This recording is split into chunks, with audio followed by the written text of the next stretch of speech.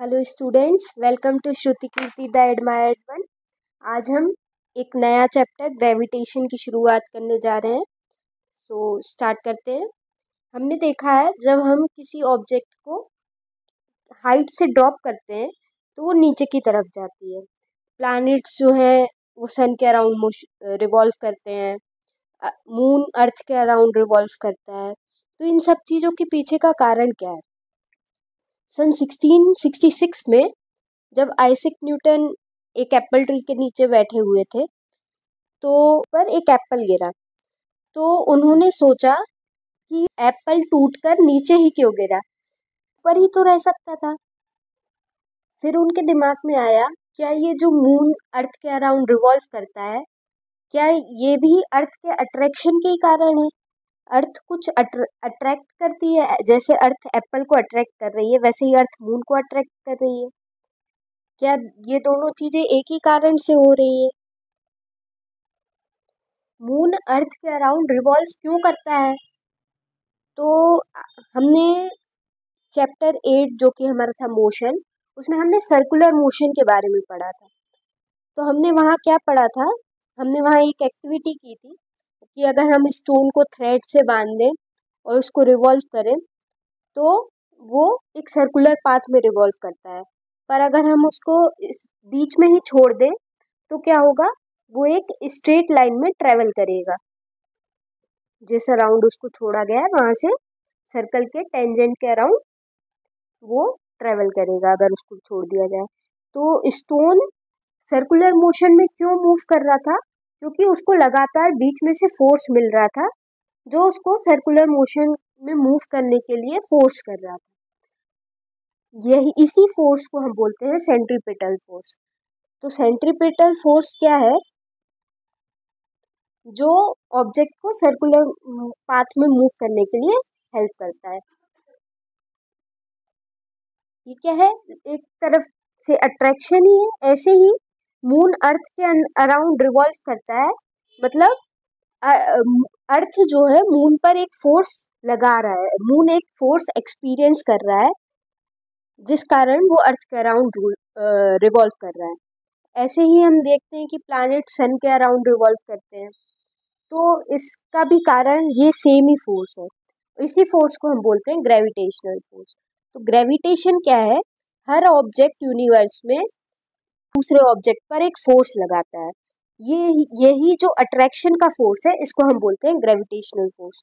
अब हम देखते हैं universal law of gravitation. Universal law of gravitation क्या है? हर ऑब्जेक्ट एक दूसरे पर एक फोर्स लगाती है और वो force is proportional to their product of masses and inversely proportional to the square of distance between them. ये मान लीजिए ये दो मासेस हैं,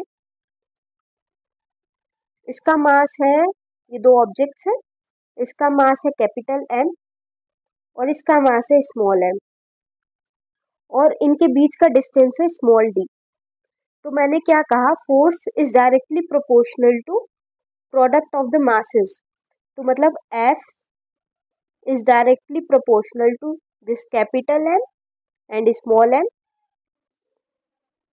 and F is also directly proportional to square of the distance between them. F is directly proportional to distance between them is what? D, and inversely proportional to 1 upon square of distance D square. अगर हम इन दोनों को combine करें तो क्या आएगा? F is directly proportional to m by d square. अब अगर प्रोपोर्शनलिटी का साइन हटाएंगे तो एक कांस्टेंट आएगा। ये कांस्टेंट क्या है? जी। ये कांस्टेंट क्या है? कैपिटल जी। इसको बोलते हैं हम ग्रेविटेशनल कांस्टेंट और इसकी वैल्यू हेनरी कैनविश ने दी थी। इसकी वैल्यू होती है 6.67 इंटू 10⁻⁻11। ये आपको याद रखनी होगी। जी की वैल्यू क्या होती है? 6.67 इंटू 10⁻⁻11। और यूनिट क्या होगी? देख लेते हैं यूनिट क्या होगी जी की। देखिए एफ क्या है, F is equals to G M M by R square, distance का स्क्वायर। अपन ने डी लिया था तो यहाँ डी भी लिख सकते हैं अपन। मैंने वो डिस्टेंस आर कर दिया है, तो जी क्या होगा, F R square by capital M small M. अब इसकी यूनिट देखना है हमको, जी। फोर्स की यूनिट क्या होती है, न्यूटन। आर क्या है, डिस्टेंस, तो डिस्टेंस की यूनिट क्या होती है, मीटर। और मीटर का स्क्वायर हो जाएगा, रेडियस का स्क्वायर, मीटर का स्क्वायर। और मास की एसआई यूनिट क्या होती है, किलोग्राम। और यहाँ पे 2 मासेस है तो किलोग्राम स्क्वायर। तो ये ग्रेविटेशनल कांस्टेंट की यूनिट क्या हो गई, न्यूटन मीटर स्क्वायर पर किलोग्राम स्क्वायर। तो ग्रेविटेशनल कांस्टेंट जी है क्या, 6.67 इंटू 10⁻⁻11 न्यूटन मीटर स्क्वायर पर किलोग्राम स्क्वायर। ओके, अब हम देखते हैं Kepler's law of planetary motion. Okay, उसके पहले इंपॉर्टेंस देख लेते हैं यूनिवर्सल लॉ ऑफ ग्रेविटेशन की। तो यूनिवर्सल लॉ ऑफ ग्रेविटेशन की इंपॉर्टेंस क्या है, एक तो ये हमको बाइंड करके रखा है अर्थ से। दूसरा, हम प्लैनेट और सन का मोशन समझ सकते हैं, कि प्लैनेट्स क्यों सन के अराउंड मूव करते हैं। मून का मोशन समझ सकते हैं अर्थ के अराउंड। प्लस हम ओशियन में जो टाइड्स आती हैं उसको समझ सकते हैं। फिर अब हम देखते हैं Kepler's law of planetary motion. तो केपलर ने उस समय बहुत सारे 17th सेंचुरी के अराउंड बहुत सारे एक्सपेरिमेंट्स चल रहे थे, तो कई सारे ऑब्जर्वेशन निकल के आए। तो उन ऑब्जर्वेशंस को देख के केपलर ने 3 लॉज दिए।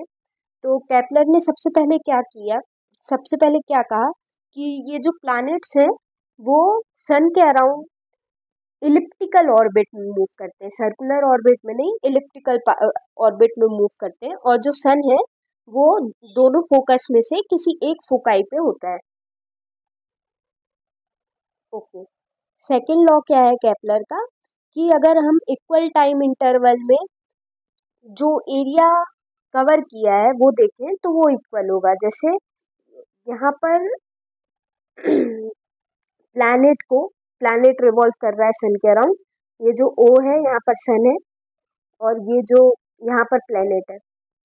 प्लैनेट को ए से बी तक पहुँचने में जो टाइम लगा और सी से डी तक जो टाइम पहुँचने में लगा वो अगर सेम है, तो ये जो एरिया होगा ओ ए बी और ओ सी डी, ये भी सेम होगा। अब हम देखते हैं थर्ड लॉ ऑफ मोशन की, R cube by T square is equal to constant. R क्या है, यहाँ पे मीन डिस्टेंस लेते हैं आर को। ये जो सेमी मेजर एक्सिस होती है, इलिप्स में 2 एक्सिस होती है ना, मेजर एक्सिस और माइनर एक्सिस। तो ये जो मेजर एक्सिस होती है इसका मीन लेते हैं, इसको बोलते हैं हम आर। तो major R cube by T square जो टाइम पीरियड है, टी क्या है, टाइम पीरियड है यहाँ पे। तो R cube by T square constant होता है, ये बोलता है केपलर का थर्ड लॉ। केपलर के न्यूटन ने यूनिवर्सल लॉ ऑफ ग्रेविटेशन के लिए केपलर का थर्ड लॉ का यूज किया था। कैसे, मैं आपको बताती हूँ। मान लीजिए जो मून है वो अर्थ के अराउंड इलिप्टिकल पाथ में ना मूव करके सर्कुलर पाथ में मूव कर रहा है। थोड़ा सा सिंपल करने के लिए हम ऐसा कर रहे हैं। तो मान लीजिए मून सर्कुलर पाथ में मूव कर रहा है, तो सेंट्रीपिटल फोर्स के अकॉर्डिंग तो एफ क्या होगा, यहाँ पे एफ होगा directly proportional to V square by R.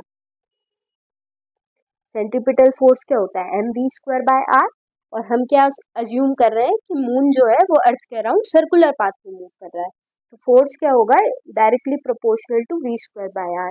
अब वी क्या है, स्पीड है। स्पीड क्या होगी, डिस्टेंस अपॉन टाइम। डिस्टेंस कितना होगा सर्कुलर पाथ का सर्क्यूमफेरेंस। तो सर्क्यूमफेरेंस क्या हुआ, 2 पाई आर, 2 पाई आर।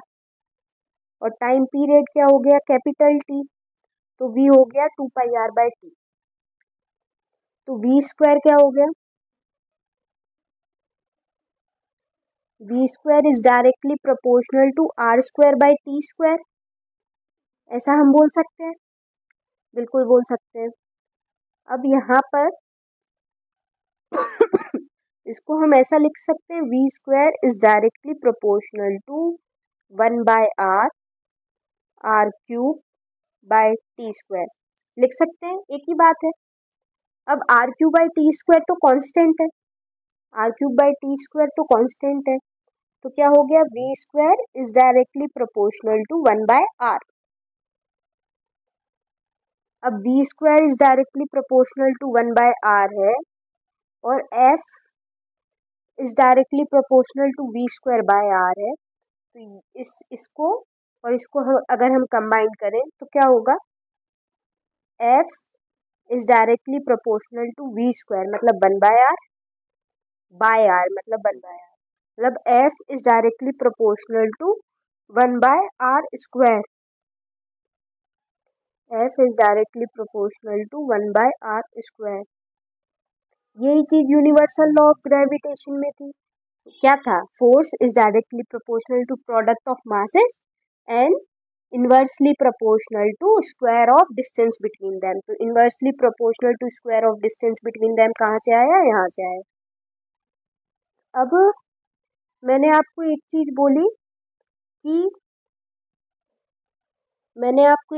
बोली कि एप्पल गिर रहा है, तो अर्थ एप्पल पे फोर्स लगा रही है, इस कारण एप्पल गिर रहा है।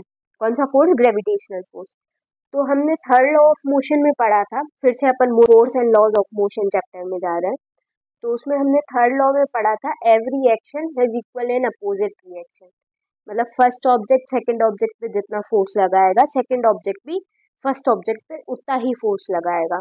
तो अगर अर्थ एप्पल पे फोर्स लगा रही है, तो एप्पल भी अर्थ पर कुछ फोर्स लगा रहा होगा, पर एप्पल तो अर्थ की तरफ जा रहा है, पर अर्थ तो हमें ऊपर आती हुई नहीं दिख रही, तो ऐसा क्यों होता है। हमने सेकंड लॉ में पढ़ा था कि force is equals to mass into acceleration, F is equals to M A. अब सेम फोर्स है, पर एप्पल का मास तो बहुत कम है, तो एक्सेलरेशन बहुत ज़्यादा होगा, एक्सेलरेशन ज़्यादा होगा तो वो हमें मूव करते हुए दिखता है।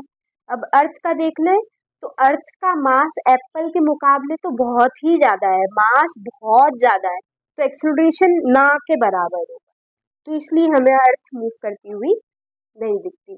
सेम कॉन्सेप्ट लागू होता है अर्थ और मून पे, प्लैनेट्स और सन पे। अगर एक स्टोन और पेपर को हम सेम हाइट से गिराएं तो क्या होगा, और अगर यही स्टोन और पेपर को एक वैक्यूम के अंदर कर दें और फिर हम उसको गिराएं तो क्या होगा। इन दोनों चीज़ में एक डिफरेंस आएगा, क्योंकि फर्स्ट केस में विदाउट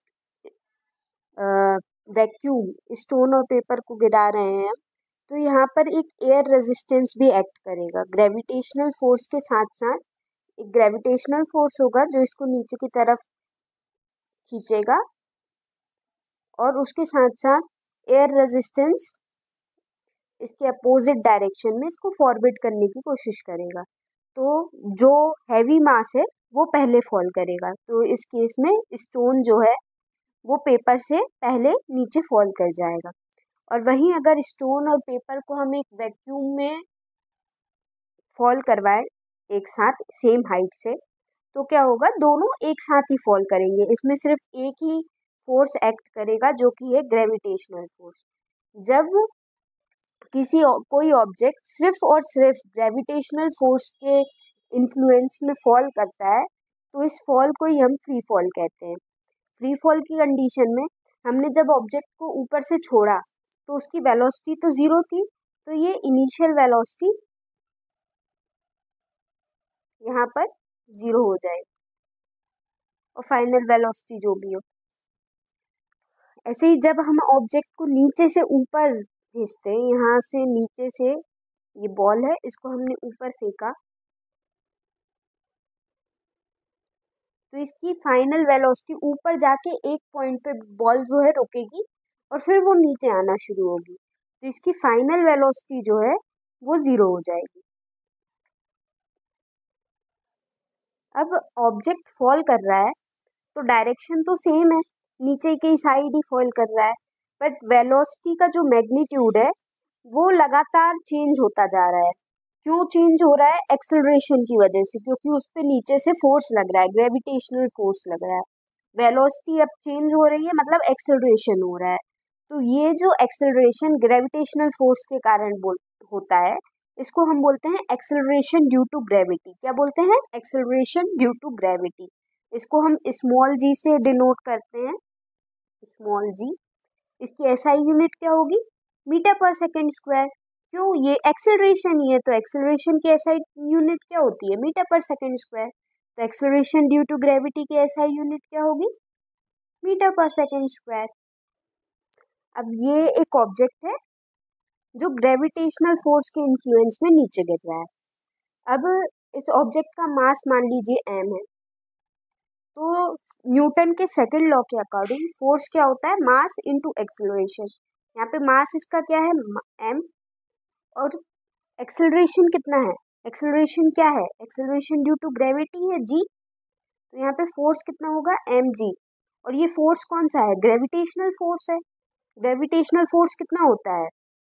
ग्रेविटेशनल कांस्टेंट g, अर्थ का मास, ऑब्जेक्ट का मास अपॉन अर्थ और ऑब्जेक्ट के बीच में जो डिस्टेंस है।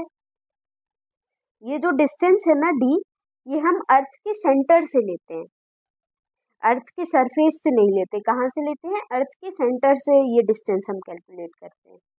ओके, तो क्या हो गया? mg is equals to m small g।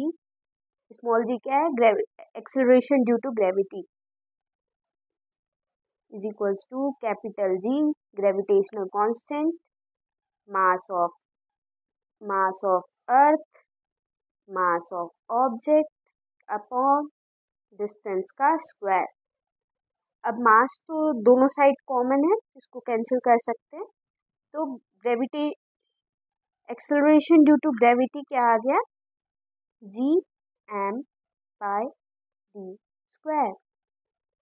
और इसकी एसआई यूनिट क्या है? Metre per second square. अगर कोई ऑब्जेक्ट अर्थ के सरफेस पे रखा हुआ है, अर्थ के सरफेस पे कोई ऑब्जेक्ट रखा है, तो उस पे एक्सेलरेशन कितना होगा? कोई फोर्स लगेगा क्या उस पे कि नहीं लगेगा? लगेगा। क्यों? क्योंकि मैंने बोला कि ये जो डिस्टेंस है d, ये हम कैलकुलेट करते हैं अर्थ के सेंटर से। ये अर्थ है, ये इसका सेंटर है, यहाँ पे कोई ऑब्जेक्ट रखा है, स्टोन रखा है, बॉल रखी है, तो उस पे फोर्स लग रहा है। और वो फोर्स कितना होगा? gmm बाय, यहाँ पे d की जगह अर्थ का रेडियस आ जाएगा, r स्क्वायर।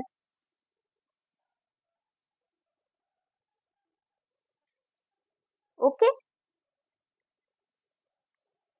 अब अर्थ जो है एक परफेक्ट स्फेयर नहीं है, इसका रेडियस जो है इक्वेटर की साइड ज़्यादा होता है, पोल्स की तरफ इसका रेडियस कम होता है।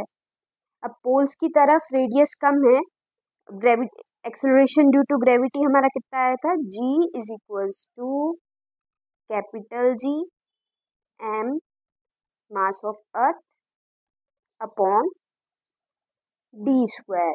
और d अगर अपन देख रहे हैं कि सरफेस पर ये ऑब्जेक्ट रखा है, तो क्या हो जाएगा? अर्थ के रेडियस का स्क्वायर। अब मैं बोल रही हूँ कि पोल्स की तरफ जो है अर्थ का रेडियस कम होता है और सरफेस की तरफ अर्थ का रेडियस ज़्यादा होता है। अब पोल्स की तरफ अर्थ का रेडियस कम होता है, तो पोल्स की तरफ एक्सेलरेशन ड्यू टू ग्रेविटी ज़्यादा होगा, और इक्वेटर की तरफ एक्सेलरेशन ड्यू टू ग्रेविटी कम होगा। रेडियस हम एक तरीके से पूरी जगह सेम ही लेते हैं, बट एक्चुअल में होता ये है, पोल्स की तरफ एक्सेलरेशन ड्यू टू ग्रेविटी ज़्यादा होगा, इक्वेटर की तरफ एक्सेलरेशन ड्यू टू ग्रेविटी कम होगा। अब कोई ऑब्जेक्ट सरफेस से पास में है, कोई ऑब्जेक्ट अगर अर्थ के पास है तो उसमें एक्सेलरेशन ड्यू टू ग्रेविटी कितना होगा हम देखते हैं। एक्सेलरेशन ड्यू टू ग्रेविटी की वैल्यू निकालते हैं। ये अर्थ है, क्योंकि ये परफेक्ट स्फीयर है। ओके, ये अर्थ का रेडियस है आर, ये है आर, और कोई ऑब्जेक्ट यहाँ से गिर रहा है, ये डिस्टेंस है एच, ये है एच। तो एक्सेलरेशन ड्यू टू ग्रेविटी क्या होनी चाहिए, क्या होता है, G is equals to G M by D square. यहाँ पे डी क्या है, अर्थ के सेंटर से ऑब्जेक्ट का डिस्टेंस देखते हैं, तो आर प्लस एच, तो जी क्या हो गया, G M by R plus H का स्क्वायर। बट ये जो ऑब्जेक्ट है वो अर्थ के बहुत पास है, तो इसकी जो हाइट है ये एच, ये आर के कंपैरिजन में बहुत कम है, बहुत ही कम है। तो हम इस एच को निग्लेक्ट कर सकते हैं, तो हम इस एच को निग्लेक्ट करेंगे तो ये क्या हो जाएगा, gravitational G M by R square, G M by R square. अब इस फॉर्मूले में हम ये सब वैल्यू पुट कर देंगे। यहाँ पे जी क्या है, gravitational constant 6.67 into 10⁻⁻11 newton metre square पर किलोग्राम स्क्वायर। एम क्या है, अर्थ का मास, आर क्या है, अर्थ का रेडियस। इनकी वैल्यू आपको याद रखने की ज़रूरत नहीं है, अगर कोई न्यूमेरिकल में यूज़ होगा तो वहाँ पर वैल्यू दी रही होगी। बट ये जो ग्रेविटेशनल कांस्टेंट है जी, इसकी वैल्यू याद रखिएगा 6.67 इंटू 10⁻⁻11 न्यूटन मीटर स्क्वायर पर किलोग्राम स्क्वायर। ओके, अब न्यूमेरिकल्स के लिए एक चीज़ और देख लेते हैं, न्यूमेरिकल से पहले एक चीज़ और देख लेते हैं। अब ऑब्जेक्ट जो है ग्रेविटेशनल फोर्स के कोई भी ऑब्जेक्ट अकेला ग्रेविटेशनल फोर्स के इन्फ्लुएंस में जब फॉल कर रहा है तो उसमें लगातार एक्सेलरेशन हो रहा है, और ये एक्सेलरेशन एक कांस्टेंट है। ये जो जी है इसकी वैल्यू यहाँ जब आप पुट करेंगे इसकी वैल्यू निकल के आएगी 9.8 metre per second square.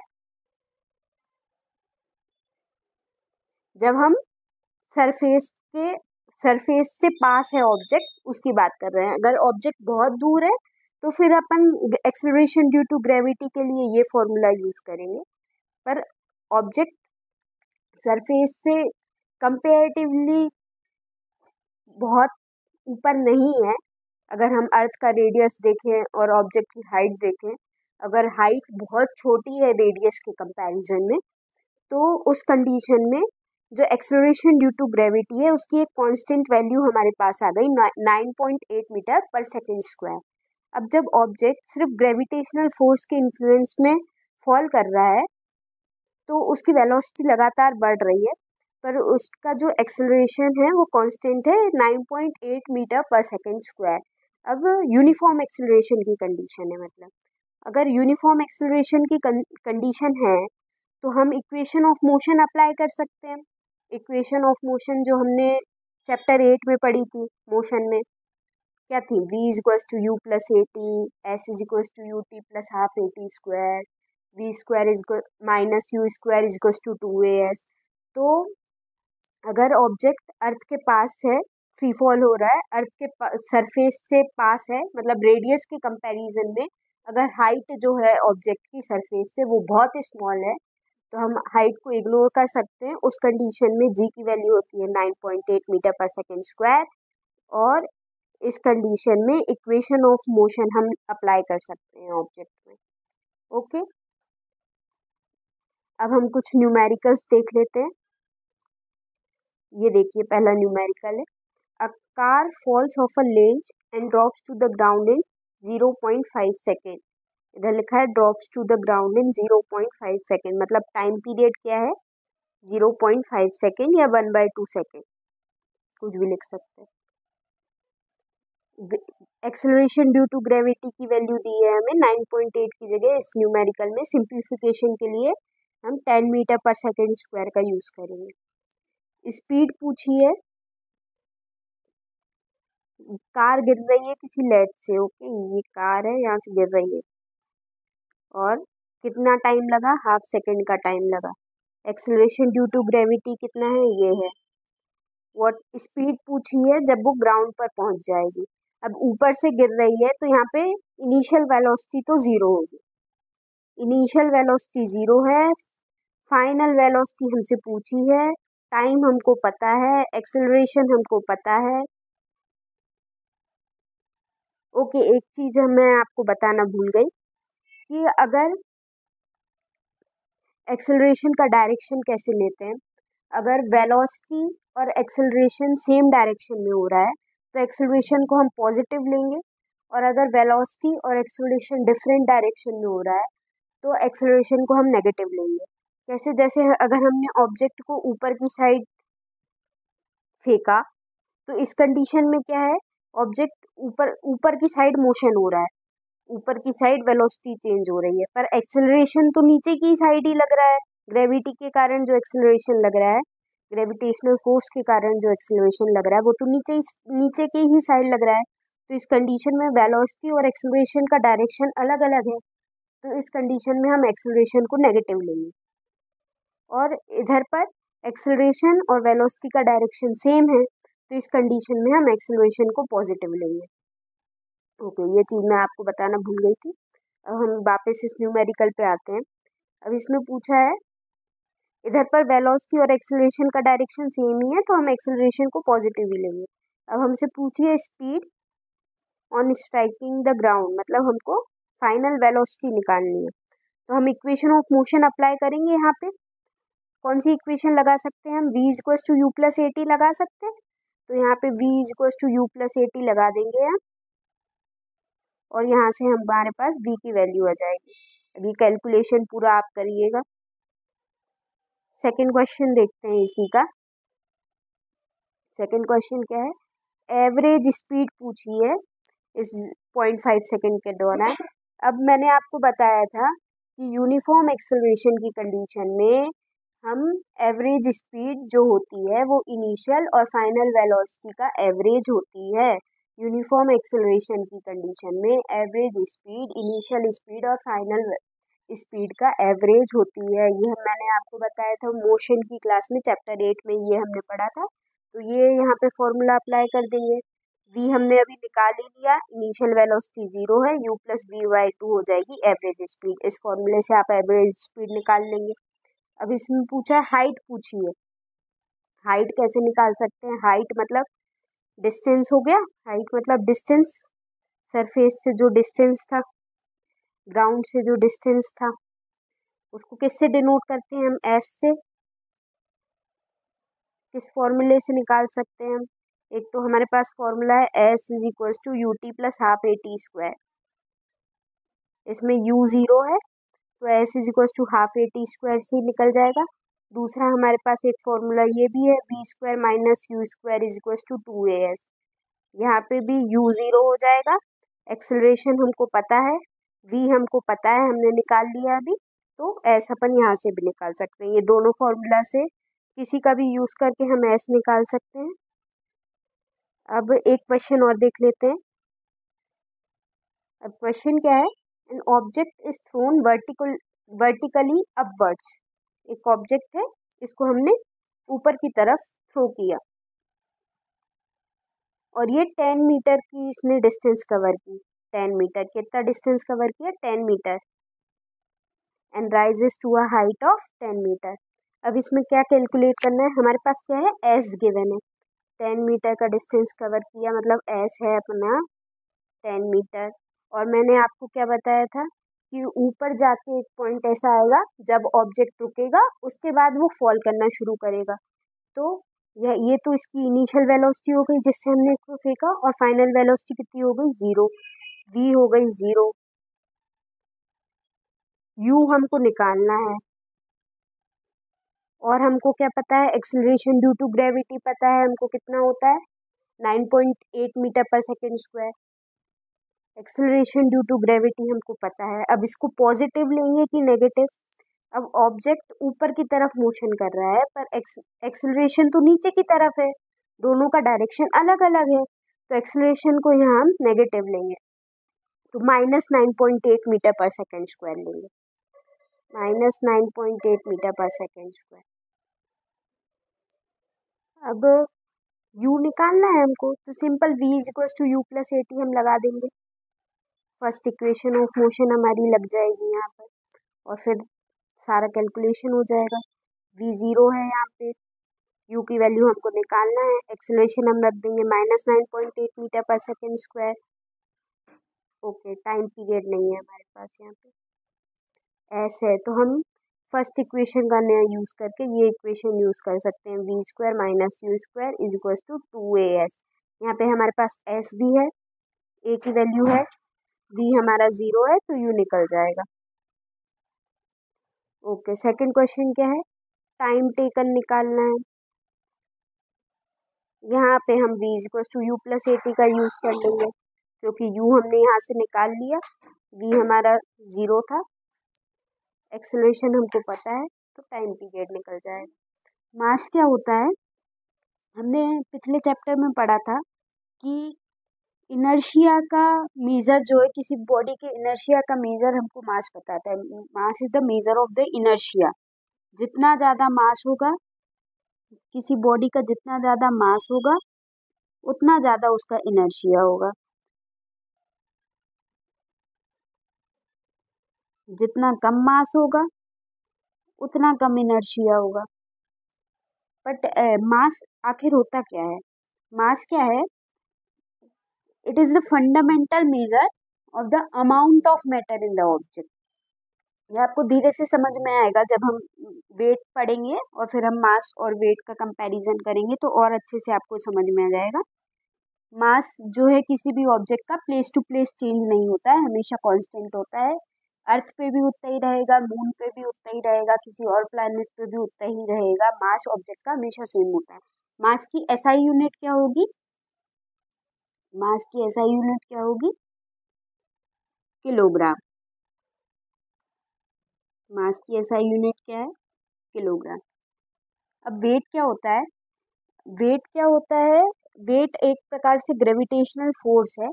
Wait है फोर्स ऑफ अट्रैक्शन जो कोई ऑब्जेक्ट एक्सपीरियंस करता है due to gravitational force of the earth. Weight क्या है, फोर्स है, फोर्स ऑफ अट्रैक्शन जो कोई ऑब्जेक्ट एक्सपीरियंस करता है, काय के कारण, अर्थ के ग्रेविटेशनल फोर्स के कारण। इसको हम W से डिनोट करते हैं, कैपिटल W से डिनोट करते हैं। अब ये क्या है, ग्रेविटेशनल फोर्स ही है, तो इसका फॉर्मूला क्या होता है, mass into acceleration due to gravity. Weight is equals to mass into acceleration due to gravity. इसकी एसआई यूनिट क्या होगी, क्योंकि ये फोर्स ही है, मैं आपको बोल रही हूँ ग्रेविटेशनल फोर्स ही है, तो इसकी एसआई यूनिट क्या होगी, फोर्स की एसआई यूनिट होगी, तो इसकी एसआई यूनिट क्या होती है, न्यूटन। अब मैं आपको बोल रही हूँ कि ग्रेविटेशनल फोर्स ही है, तो फिर ये क्वांटिटी की अलग से क्यों वेट लिखते हैं। तो वेट क्या डिपिक्ट करता है, किसी भी ऑब्जेक्ट का वेट हमें क्या बताता है कि वो ऑब्जेक्ट कितना हैवी है या कितना लाइट है। ये हैवीनेस को डिपिक्ट करने के लिए हम वेट का यूज़ करते हैं। तो वेट किसी भी ऑब्जेक्ट का उसकी लोकेशन पे डिपेंड करता है। कैसे लोकेशन पे डिपेंड करता है, जैसे अर्थ पे है तो ऑब्जेक्ट का वेट कुछ और रहेगा, उसकी हैवीनेस जो हमको फील होती है वो कुछ और रहेगी। मून पे है तो उसकी हैवीनेस हमें कुछ और फील होगी। तो वेट एक्चुअली हमें बताता क्या है कि ऑब्जेक्ट कितना लाइट या हैवी है। अच्छा, जो हमारी वेइंग मशीन होती है वो हमें क्या दिखाती है, मास की वेट, जो हम बोलते हैं हम वेट देख रहे हैं, वो हमें क्या दिखाती है एक्चुअली में, मास की वेट। उसमें किस यूनिट में आता है वेट हमारा, किलोग्राम में। एक्चुअली वेइंग मशीन हमें क्या दिखाती है, हमारा मास दिखाती है, जो कि सेम होता है चाहे हम अर्थ पे देखें या किसी और प्लैनेट पे देखें। अब वेट एक वेक्टर क्वांटिटी है, क्यों, इसमें वेट क्या है, force due to gravitational force है। वेट क्या है, ऑब्जेक्ट जो फोर्स एक्सपीरियंस कर रहा है ड्यू टू ग्रेविटी, तो इसका डायरेक्शन हमेशा नीचे की साइड होता है। अब इसमें डायरेक्शन है इसलिए ये एक वेक्टर क्वांटिटी है।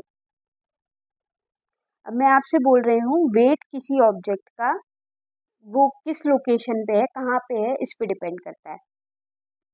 कैसे देख लेते हैं। जैसे वेट क्या है, ग्रेविटेशनल फोर्स ही है जो ऑब्जेक्ट एक्सपीरियंस करता है ड्यू टू ग्रेविटी। क्या है, तो वेट अर्थ पे क्या होगा, mass into acceleration due to gravity. अब एक्सेलरेशन ड्यू टू ग्रेविटी क्या होता है,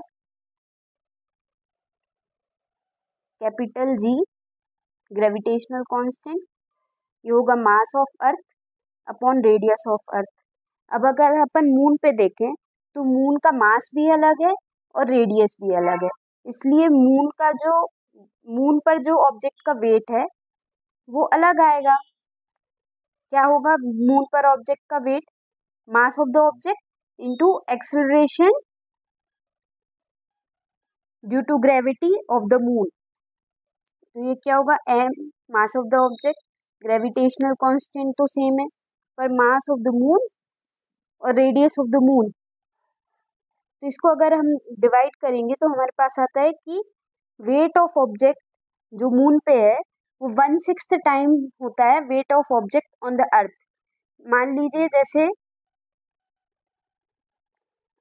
यहाँ पर ऑब्जेक्ट का मास आपको पता है कि 10 किलोस का ऑब्जेक्ट है, मास है ऑब्जेक्ट का 10 kgs, तो उस पे जो हैवीनेस हमको महसूस होगी, जो उस पे फोर्स लगेगा, वेट क्या बताता है कितना ऑब्जेक्ट हमको कितना हैवी या कितना लाइट लगेगा, तो उसकी हैवीनेस हमको जो महसूस होगी वो कितनी होगी, 10 into acceleration due to gravity 9.8 98 Newton.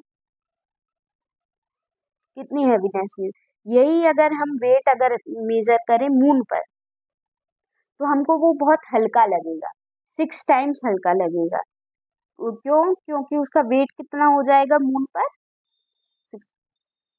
16.5 Newton,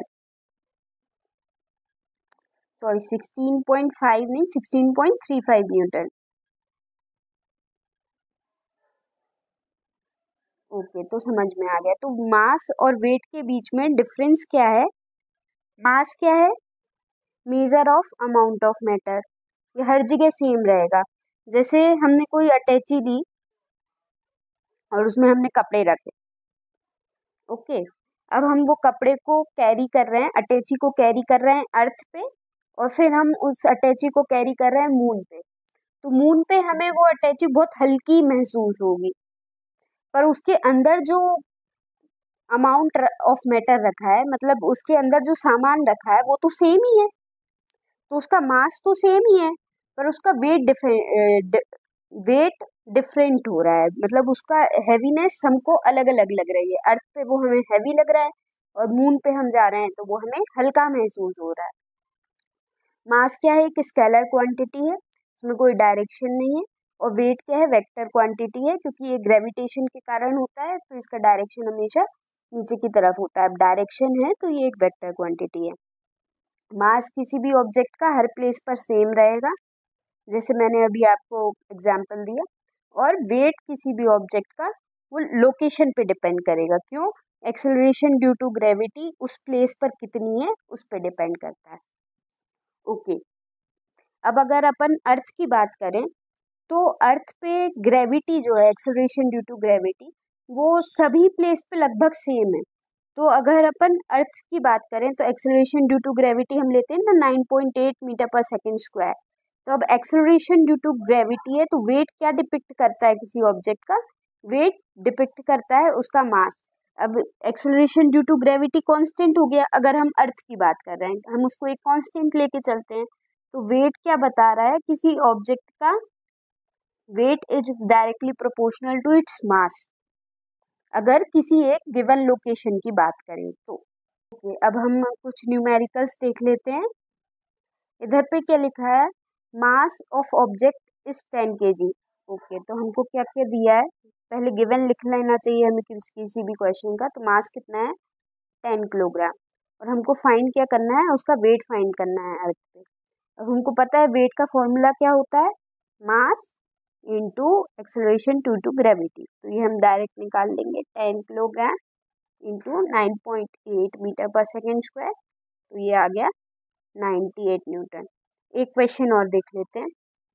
इसमें दिया है कि an object weights 10 newton when measured on the surface of the earth. Object का वेट कितना है? 10 न्यूटन। कहाँ पर? अर्थ पे। Weight at earth is 10 newton. What would be its weight when measured on the surface of the moon? Moon पे उसका wait कितना होगा? तो हमने एक रिलेशन पढ़ा था अभी कि weight on the moon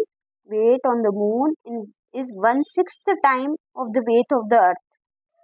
wait on the earth तो कितना हो जाएगा वेट मून पे? 1/6 इंटू 10 न्यूटन। ओके, ये कैलकुलेशन आप कर लेना। 6 1 जा 6, कितना आएगा इसका सॉल्व करने पर? 6 1 जा 6, 6 6 जा 36, 1.6 न्यूटन। 1.66 न्यूटन। क्या होता है, किसी भी ऑब्जेक्ट के सरफेस पे परपेंडिकुलरली अगर कोई फोर्स अप्लाई हो रहा है तो उसे हम थ्रस्ट बोलते हैं। अब ये क्या है? एक फोर्स ही है परपेंडिकुलरली जो अप्लाई हो रहा है, तो इसकी एसआई यूनिट क्या होगी? जो फोर्स की होती है, दैट इज न्यूटन। अब जो थ्रस्ट का इफेक्ट है वो कितने एरिया पे एक्ट कर रहा है उस पे डिपेंड करता है। ये कैसे होता है आगे जब हम प्रेशर समझेंगे उसके बाद हम कुछ एग्जांपल्स देखेंगे तो उससे आपको समझ में आ जाएगा। अब प्रेशर क्या होता है? थ्रस्ट पर यूनिट एरिया, इसी को हम प्रेशर बोलते हैं। Thrust per unit area is called pressure. Thrust मतलब फोर्स ही हो गया, तो प्रेशर क्या है? Force per unit area, force by area या थ्रस्ट बाय एरिया। प्रेशर की एसआई यूनिट क्या होती है? पास्कल। क्या होती है? पास्कल। फोर्स की एसआई यूनिट क्या होती है? न्यूटन। एरिया की एसआई यूनिट क्या होती है? Metre square. तो प्रेशर की क्या हो गई? न्यूटन पर मीटर स्क्वायर, या फिर क्या होती है? पास्कल। ब्लेस पास्कल एक साइंटिस्ट थे, उनके नाम पर ये रखी गई है यूनिट।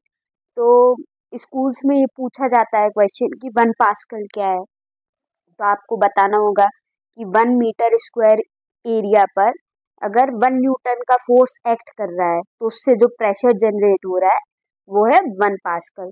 अब कुछ क्वेश्चंस देख लेते हैं, कुछ एग्जांपल्स देख लेते हैं जो मतलब स्कूल्स में पूछे जाते हैं और पूछे जाने की संभावना है। सबसे पहले देखते हैं, शार्प नाइफ जो है वो ब्लंट नाइफ से बेटर क्यों कट करता है? अब इसका हम रीजन देखें तो शार्प नाइफ की जो एज होती है, शार्प नाइफ की जो एज होती है वो काफी कम एरिया कवर करती है। मतलब यहाँ पे शार्प नाइफ के केस में एरिया कम है। अब एरिया कम है तो प्रेशर ज्यादा होगा, प्रेशर ज्यादा होगा तो स्मूथली कट होगा। और एग्जांपल्स देखते हैं। इस टाइप का क्वेश्चन आता है कि why it is difficult to hold a school bag having thin strip. क्यों क्यों डिफिकल्ट होता है? क्योंकि थिन स्ट्रिप से शोल्डर में ज्यादा प्रेशर पड़ता है। थिन स्ट्रिप मतलब एरिया कम मतलब प्रेशर ज्यादा। वहीं अगर ब्रॉड स्ट्रिप होगी तो प्रेशर कम पड़ेगा। और क्या, लूज सैंड पे जब अपन चलते हैं तो हमारी फीट जो है कुछ सिंक हो जाती है, और वहीं अगर हम सैंड पर लेटे तो हम उतना ज्यादा नहीं ठसते, हम ठस जाते हैं। अगर लूज सैंड पे चलते हैं तो हमारे जो पैर हैं वो रेत में ठसते हैं, और वहीं हम अगर रेत पर लेट जाएं तो हम उतना अंदर नहीं जाते। तो ऐसा क्यों होता है? लेटने से क्या हो गया? सरफेस एरिया बढ़ गया, सरफेस एरिया बढ़ गया तो प्रेशर कम हो गया। अगर प्रेशर कम हो गया तो हम उतना ज्यादा सिंक नहीं होते, और वहीं जब हम खड़े थे तो एरिया कम था तो प्रेशर ज्यादा था तो हम सिंक हो जा रहे थे। और एग्जांपल्स देख लेते हैं। नेल्स के एंड शार्प क्यों होते हैं? एरिया कम होने की वजह से प्रेशर ज्यादा। नेल्स के एंड शार्प होने का कारण क्या है? नेल्स के एंड शार्प होने से उसका एरिया कम हो जाता है। एरिया कम हो गया तो प्रेशर ज्यादा, तो प्रेशर अगर ज्यादा हो गया तो कम फोर्स लगाने में भी ज्यादा प्रेशर जब एग्जर्ट हो रहा है एरिया कम होने से, तो वो आसानी से जहाँ भी अपन ठोकना चाहते हैं आसानी से ठुक जाएगी, आसानी से अंदर चली जाएगी। और एग्जाम्पल्स देख लेते हैं। कैमल की ब्रॉड फीट्स क्यों होती हैं? कैमल को क्या रेत में चलना है, और ब्रॉड फीट्स होने की वजह से क्या होता है, एरिया जो है वो बढ़ जाता है। अब एरिया बढ़ गया तो प्रेशर कम होगा, तो सिंक नहीं करेंगे पैर। और एग्जाम्पल देख लेते हैं। Army tank. आर्मी टैंक जो है कंटिन्यूअस चेन पे क्यों चलता है? अब जो आर्मी टैंक है वो बहुत भारी होता है, अगर कंटिन्यूअस चेन पे हम नहीं चलाएंगे, उसको टायर्स की मदद से चलाएंगे, तो क्या होगा, बहुत कम एरिया पे बहुत सारा फोर्स एक्सर्ट होगा। कम एरिया पे फोर्स ज़्यादा एक्सर्ट होगा तो प्रेशर ज़्यादा होगा, प्रेशर ज़्यादा होगा तो आर्मी टैंक वहीं सिंक हो जाए। तो कंटिन्यूअस चेन पे चलाने से क्या होता है, एरिया बढ़ जाता है। जब एरिया बढ़ गया तो प्रेशर कम हो गया तो टैंक आसानी से चल पाता है। सेम यही कारण है कि ट्रैक्टर में पीछे का टायर जो है वो बड़ा क्यों होता है? पीछे वजन ज्यादा होता है, ट्रैक्टर में वजन ज्यादा होता है तो टायर के बड़े बड़े होने से क्या होता है, एरिया बढ़ जाता है। एरिया बढ़ गया तो प्रेशर कम हो गया। अब एक न्यूमेरिकल हम सॉल्व कर लेते हैं। न्यूमेरिकल का क्या है, a block of would is kept on a table top. एक वुड का डिब्बा है जो हमने टेबल के ऊपर रखा है। अब उसका मास कितना है, 5 kg। अब ये जो भी गिवन है ये अपन लिखते जाते हैं तो अच्छा रहेगा। मास कितना है, 5 kg। आप न्यूमेरिकल्स करते समय यही अप्रोच अपनाया करिए कि जो भी गिवन है सॉल्व लिख के, गिवन लिखकर, ऐसे लिखा अपन ने गिवन, थोड़ा सा नीचे यहाँ पे जगह नहीं है इसलिए मैं ऐसे लिख रही हूँ, गिवन करके कॉमा लगाया और फिर यहाँ अपन सारी चीजें लिखते गए जो भी दिया है, तो हमको सॉल्व करने में हेल्प हो जाती है। ओके, मास देख लिया 5 kg, और क्या दिया है, इट्स डायमेंशंस दिए हैं उसके 40/20/10,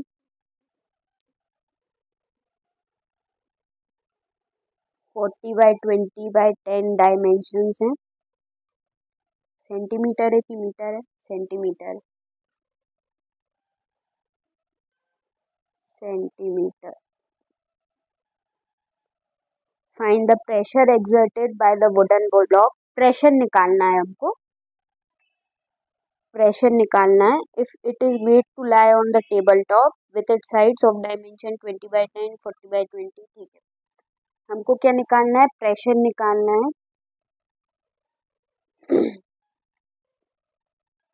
कौन कौन सी कंडीशन में, उसमें 2 कंडीशन दी हुई है, तो अपन तीनों जो प्रेशर निकाल सकते हैं वो तीनों निकाल लेते हैं अपन, तो आपको अच्छे से समझ में आ जाएगा। तीनों कंडीशन कैसे बन सकती है, जैसे अपन ने वुडन ब्लॉक रखा है तो उसके 6 फेसेस होते हैं, 2 फेसेस, 6 फेसेस होते हैं, 6 फेसेस में से 3 फेसेस अलग अलग होते हैं, एक नीचे का होगा एक ऊपर का होगा, वो दोनों फेस इक्वल एरिया के होंगे, साइड का उसके अपोजिट साइड का उनका एरिया इक्वल होगा, तो ऐसे 3 फेसेस होते हैं, हो सकते हैं, मतलब 6 फेसेस होते हैं, 2 ईच। तो एक का डायमेंशन कितना होगा, एक फेस का 40/20, एक का 20/10, एक का 40/10।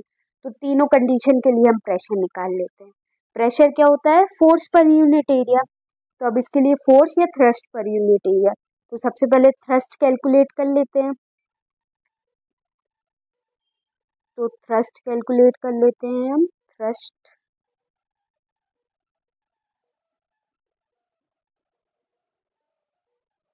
थ्रस्ट कितना होगा, force mass into acceleration, mass into acceleration due to gravity. Mass कितना है, 5 kg, और एक्सेलरेशन ड्यू टू ग्रेविटी 9.8 या 10 ले लेते हैं सिंप्लीफिकेशन के लिए, तो 50 न्यूटन। थ्रस्ट निकल आया 50 न्यूटन। अब तीनों केसेस में हम एरिया निकाल लेंगे और इसको एरिया से डिवाइड कर देंगे तो क्या आ जाएगा, हमारा प्रेशर आ जाएगा तीनों केसेस में। ओके, करवाने की तो ज़रूरत नहीं है, ये आप करना। तो फ्लूइड्स क्या होते हैं, सभी प्रकार की लिक्विड्स और गैसेस को हम फ्लूइड्स बोलते हैं। जैसे अब सॉलिड में वेट होता है और वेट के कारण सॉलिड प्रेशर एक्सर्ट करता है नीचे के साइड, वैसे ही फ्लूइड्स में भी वेट होता है और वेट के कारण वो भी प्रेशर एक्सर्ट करते हैं जिस भी कंटेनर में वो रखे हैं उसके वॉल्स पर और बेस पर। अगर किसी फ्लूइड पे बाहर से प्रेशर एक्सर्ट किया जाए, बाहर से हम पिस्टन की मदद से फ्लूइड पर प्रेशर एक्सर्ट करें, किसी स्मॉल अमाउंट ऑफ फ्लूइड पे प्रेशर एक्सर्ट करें, तो क्या होगा, वो प्रेशर जो है वो पूरे फ्लूइड में इक्वली डिस्ट्रीब्यूट हो जाएगा और इसी को हम बोलते हैं पास्कल्स लॉ। ये है पास्कल्स लॉ।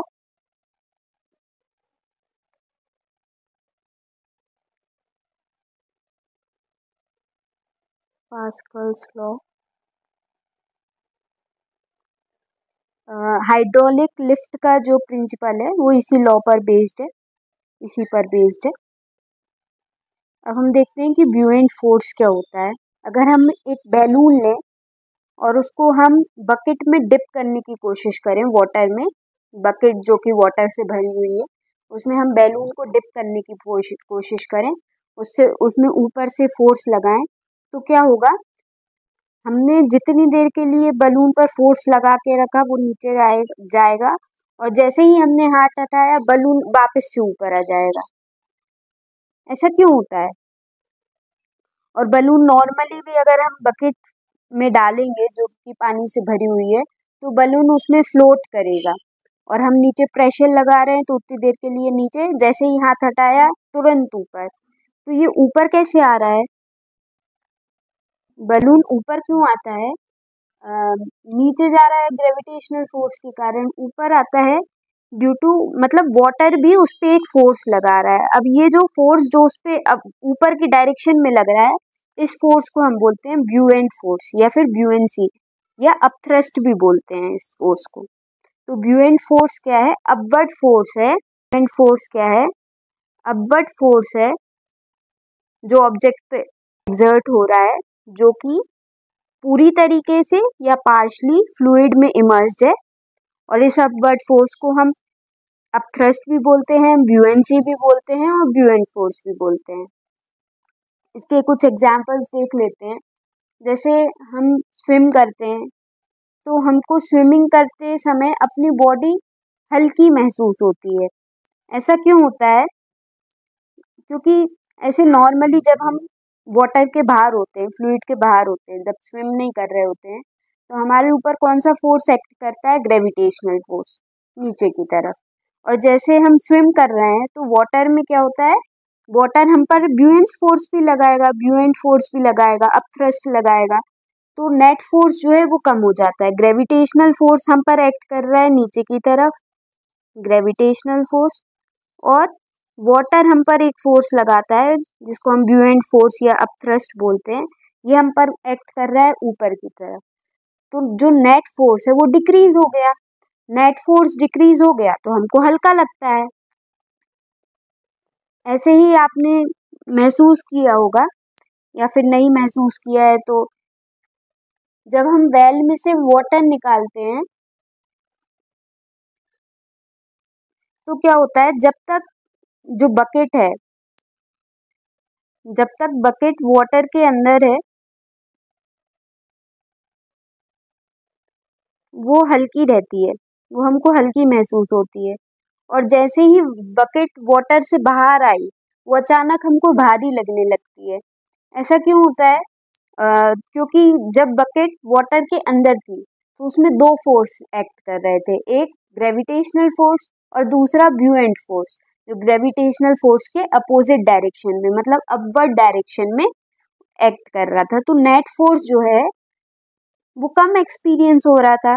अब जैसे ही बकेट जो है वाटर से बाहर आई तो क्या हुआ, उस पर सिर्फ ग्रेविटेशनल फोर्स एक्सपीरियंस हो रहा है तो बकेट हमको हैवी महसूस होने लगती है। अब ये जो ब्यूएंट फोर्स है ये मेनली 2 फैक्टर्स पे डिपेंड करता है। एक है डेंसिटी, जो फ्लूइड है वो कितना डेंस है। फ्लूइड जितना ज़्यादा डेंस होगा वो उतना ज़्यादा ब्यूएंट फोर्स लगाएगा। और दूसरा वॉल्यूम, वॉल्यूम किसकी, ऑब्जेक्ट की। ये जो ऑब्जेक्ट हम डिप कर रहे हैं या जो ऑब्जेक्ट फ्लूइड के अंदर इंसर्ट हो रहा है, जिस पे हम देख रहे हैं कि कितना ब्यूएंट फोर्स लग रहा है, उसकी वॉल्यूम पर डिपेंड करता है। जितना ज़्यादा फ्लूइड डेंस होगा वो उतना ज़्यादा ब्यूएंट फोर्स लगाएगा, और जितनी ज़्यादा ऑब्जेक्ट की वॉल्यूम होगी उस पर उतना ज़्यादा ब्यूएंट फोर्स लगेगा। कैसे, डेंसिटी होती क्या है, मास पर यूनिट वॉल्यूम को हम डेंसिटी बोलते हैं। तो डेंसिटी क्या है, mass by volume, mass by volume. और जो फ्लूइड जितना ज़्यादा डेंस होगा वो उतना ज़्यादा ब्यूएंट फोर्स लगाएगा।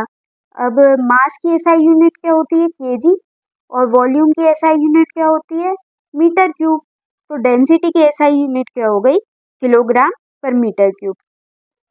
अगर ऑब्जेक्ट की डेंसिटी फ्लूइड की डेंसिटी से ज़्यादा है तो क्या होगा, ऑब्जेक्ट सिंक कर जाएगा, नीचे डूब जाएगा। अगर ऑब्जेक्ट डेंसर है तो ऑब्जेक्ट क्या होगा, सिंक कर जाएगा। और अगर ऑब्जेक्ट की डेंसिटी फ्लूइड की डेंसिटी से कम है तो ऑब्जेक्ट उस पर फ्लोट करेगा। अगर ऑब्जेक्ट की डेंसिटी ज़्यादा होगी तो ग्रेविटेशनल फोर्स ज़्यादा होगा, मास ज़्यादा होगा, उसका वेट ज़्यादा होगा। और अगर ऑब्जेक्ट की डेंसिटी कम होगी तो उस पे जो ब्यूएंट फोर्स लग रहा है वो ज़्यादा होगा। जैसे इधर देखिए, यहाँ पे आयरन नील की डेंसिटी जो है वाटर की डेंसिटी से ज़्यादा है, तो आयरन नील वाटर में सिंक कर गई।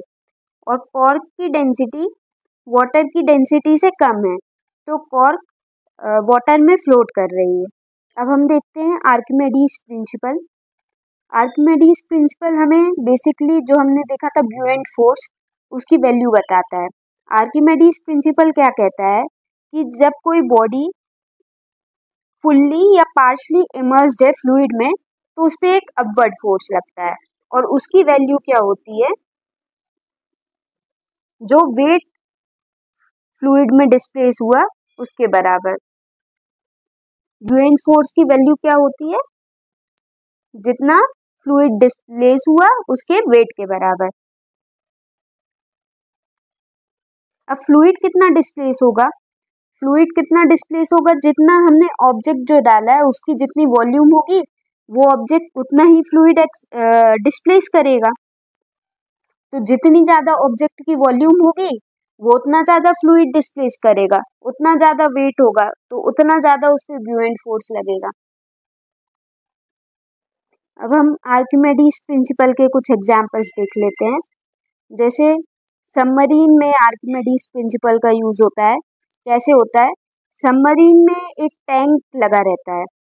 सबमरीन में एक टैंक होता है जिसमें वाटर स्टोर होता है। तो जब ऑब्जेक्ट को फ्लोट करना है तो क्या करेंगे, टैंक में जो अमाउंट ऑफ वाटर है वो रिड्यूस कर देंगे। अमाउंट ऑफ वाटर रिड्यूस कर दिया तो क्या हुआ, मास कम हो गया। मास कम हो गया मतलब वेट कम हो गया, जो ग्रेविटेशनल फोर्स एक्सर्ट हो रही है वो कम हो गई। अब अगर ग्रेविटेशनल फोर्स ब्यूएंट फोर्स से कम हो जाएगी तो ऑब्जेक्ट फ्लोट करने लगेगा, सिंपल। और अगर सबमरीन को नीचे पानी के अंदर उतारना है तो क्या करेंगे, वो टैंक में वाटर फिल कर लेंगे। वाटर फिल हुआ टैंक में तो टैंक का मास बढ़ गया, सबमरीन का मास बढ़ गया, वेट बढ़ गया, तो ग्रेविटेशनल फोर्स बढ़ गया जो उस पे लगेगा। तो ग्रेविटेशनल फोर्स ब्यूएंट फोर्स से ज़्यादा हो गया तो ऑब्जेक्ट सिंक कर जाएगा, सबमरीन नीचे चली जाएगी। और एक और एग्जाम्पल देख लेते हैं, बोट समुद्र में तैरती कैसे है। बोट को इस तरीके से डिज़ाइन किया जाता है, किसी भी शिप को, बोट को इस तरीके से डिज़ाइन किया जाता है कि वो large amount of water displace करे। अब large amount of water displace करेंगी तो वो large volume of water displace किया, large volume of water displace उनने किया तो वो जो वाटर डिस्प्लेस है उसकी वॉल्यूम ज़्यादा है तो उसका वेट भी ज़्यादा होगा। अब वाटर डिस्प्लेस का वेट ज़्यादा है, वाटर डिस्प्लेस का वेट ही ब्यूएंट फोर्स के बराबर होता है, तो ब्यूएंट फोर्स भी ज़्यादा होगा। ब्यूएंट फोर्स ज़्यादा है तो ऑब्जेक्ट फ्लोट करेगा। एक एग्जाम्पल और देख लेते हैं। जो मिल्क की प्योरिटी टेस्ट करने के लिए एक इंस्ट्रूमेंट आता है जिसको हम बोलते हैं लैक्टोमीटर। तो लैक्टोमीटर में भी आर्किमेडीज प्रिंसिपल का यूज होता है। कैसे होता है? अब मैंने आपको बताया कि जो ऑब्जेक्ट जितना ज़्यादा डेंस है वो उतना ज़्यादा ब्यूएंट फोर्स लगाएगा। तो ये डेंसिटी, ऑब्जेक्ट जितना ज़्यादा डेंस है वो उतना ज़्यादा ब्यूएंट फोर्स लगाएगा। तो ये जो इंस्ट्रूमेंट है वो फ्लोट करेगा। अगर ऑब्जेक्ट की डेंसिटी कम हो जाए तो क्या होगा? ऑब्जेक्ट सिंक करने लगेगा, ब्यूएंट फोर्स कम लगेगा। तो इससे हम पता कर सकते हैं कि मिल्क प्योर है कि नहीं, या जो मटेरियल है वो प्योर है कि नहीं। प्योरिटी टेस्ट के लिए भी आर्किमिडीज प्रिंसिपल का यूज होता है। डेंसिटी अपन देखकर कि ऑब्जेक्ट कितना फ्लोट कर रहा है, कितना सिंक कर रहा है, ये देखकर हम पता लगा सकते हैं कि ऑब्जेक्ट कितना प्योर है। मटेरियल, ऑब्जेक्ट बोल रही हूँ मैं, ऑब्जेक्ट कितना प्योर है, फ्लूइड कितना प्योर है। अब हम एक कॉन्सेप्ट और है जो है रिलेटिव डेंसिटी, वो और देख लेते हैं। रिलेटिव डेंसिटी क्या है? फ्लूइड के रिस्पेक्ट में, फ्लूइड के रिस्पेक्ट में जो फ्लूइड है जिसमें हम ऑब्जेक्ट को इमर्स कर रहे हैं उसके रिस्पेक्ट में ऑब्जेक्ट की डेंसिटी जब हम देखते हैं, उसकी डेंसिटी के रिस्पेक्ट में ऑब्जेक्ट की डेंसिटी देखते हैं तो इसको हम रिलेटिव डेंसिटी बोल देते हैं।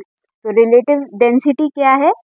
डेंसिटी ऑब्जेक्ट की with respect to density fluid की। जो हमने वाटर लिया है, वाटर हो या कोई सा दूसरा भी फ्लूइड हो सकता है, उसके रिस्पेक्ट में भी हम रिलेटिव डेंसिटी देख सकते हैं। तो अगर रिलेटिव डेंसिटी अगर 1 से ज़्यादा है, रिलेटिव डेंसिटी की वैल्यू अगर 1 से ज़्यादा आ रही है, मतलब क्या? मतलब डेंसिटी ऑब्जेक्ट की फ्लूइड की डेंसिटी से ज़्यादा है, मतलब ऑब्जेक्ट सिंक करेगा। मतलब अगर किसी ऑब्जेक्ट की रिलेटिव डेंसिटी 1 से ज़्यादा है तो ऑब्जेक्ट सिंक करेगा, अगर 1 से कम है तो ऑब्जेक्ट फ्लोट करेगा। ओके, आज के लिए इतना ही। Thanks for watching. Like, subscribe and share.